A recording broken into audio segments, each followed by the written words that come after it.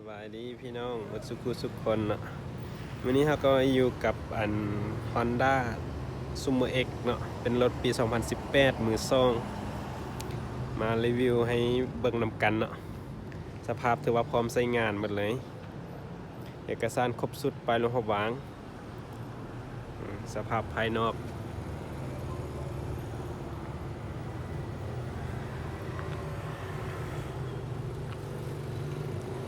ตัวนี้จะเป็นรูปทรงทางหน้ามันเลยเนาะสภาพภายนอกมือส่งก็จะประมาณนี้สภาพเดิม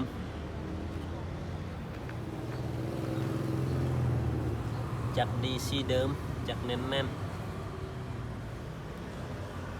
น้ำมันเครื่องเขาเปลี่ยนให้ใหม่เนาะเบิ่งเบาะนำกันเนาะ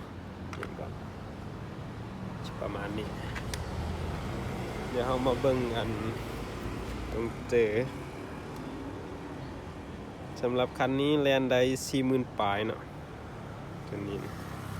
ดี๋ยวมาฟังเสียงนำกัน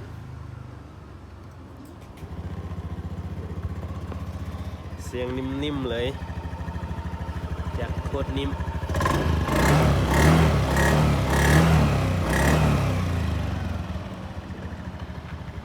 รถผู้หญิงใส่เนาะ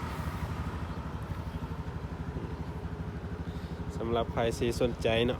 รถออโต้Summer X สามารถมาเบิ่งได้เนาะรถอยู่บ้านพันล่วง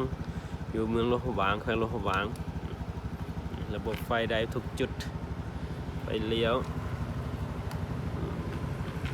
ไฟต่ำไฟสูงเอกสารมีปุ่มเรื่องบัตรแข้งใบซื้อขายครบสุดกระแจ2 ดอกตัวนี้